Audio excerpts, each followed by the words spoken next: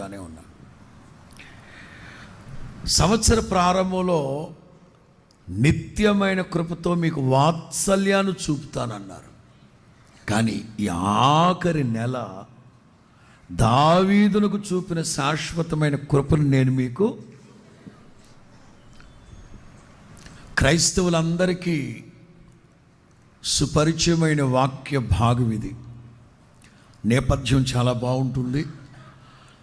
రాబోతున్న 2026వ సంవత్సరం మీకు ఒక్కొక్క అధ్యాయం ఎవరి కోసం రాయబడిందో చెప్తాను. 51, 52, 53కి వస్తే అబ్రహాముల గురించి మాట్లాడతారు. వాళ్ళిద్దరి కోసం మాట్లాడుతూ వస్తారు. ఎస్పెషల్లీ 54వ అధ్యాయం శారమ్మతో మాట్లాడాడు దేవుడు. 54వ అధ్యాయం శారమ్మతో మాట్లాడుతూ అంటారు, శారమ్మ, పర్వతములు తొలగిన, మెట్టలు తత్తరిల్లిన నా కృప నిన్ను విడిచిపోదు.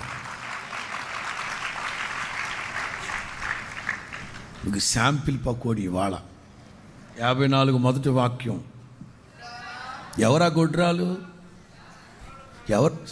శారా అంటవే మర్యాద లేకుండా, శారమ్మ. అది మీకు ఇంకా తేటగా చెప్పాలంటే 51, నీతిని అనుసరించుచు యెహోవాను వెదకువారులారా.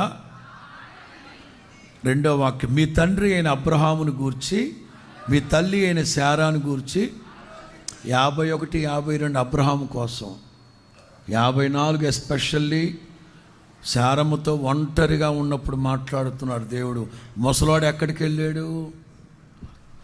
శారమ్మ ఒంటరిగా గుడారంలో కూర్చొని ఉన్నప్పుడు మాట్లాడారు ఆయన. మరి ముసలాడు ఎక్కడికి వెళ్ళాడు? పంపించిందే ఈ ముసల్ది. మీకు 2026 ఇక మీకు మామూలుగా ఉండదు. మామూలు బైబిల్ స్టడీ కాదు. 318 గుడారాలు ఉన్నాయి. మొత్తం మీద 320 గుడారాలు. అబ్రహాం ఇంట్లో ఎంతమంది ఉన్నారు? 318 మంది. ఎలియాజరు 319. ఏమ్మా? అబ్రహాము 320.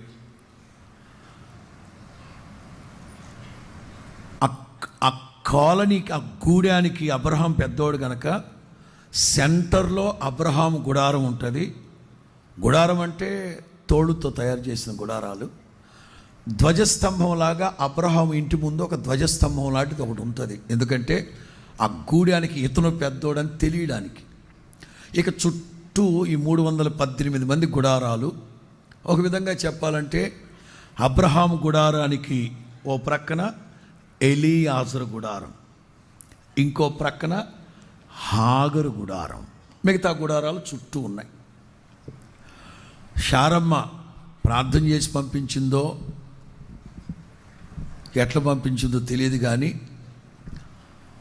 కనానీయుల సాంప్రదాయం ప్రకారం పెళ్ళైన తర్వాత 10 సంవత్సరాల్లో పిల్లలు కలగకపోతే ఖచ్చితంగా డివోర్స్ ఇచ్చేయాలి, విడాకులు ఇచ్చేసి లేదా ఆవిడ చెల్లిని కానీ ఇంకో చెల్లిని కానీ అప్పచెప్పాలి.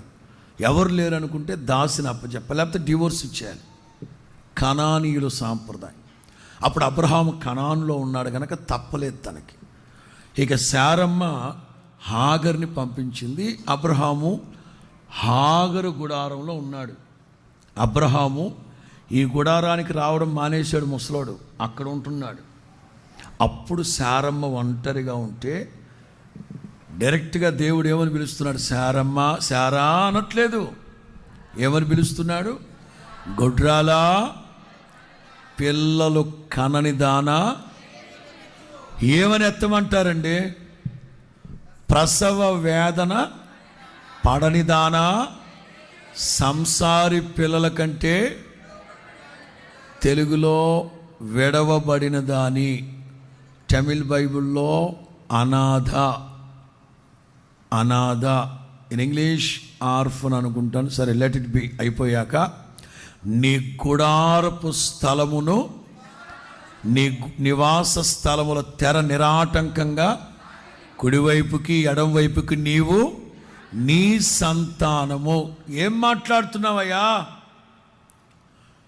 అబ్రహాము హాగరు గుడారములో ఉన్నప్పుడు, శారమ్మ తన గుడారములో ఒంటరిగా ఉన్నప్పుడు స్పష్టంగా దేవుడు గొడ్రాలా, పిల్లలు కనని దానా, జయగీతం ఎత్తి పాడు.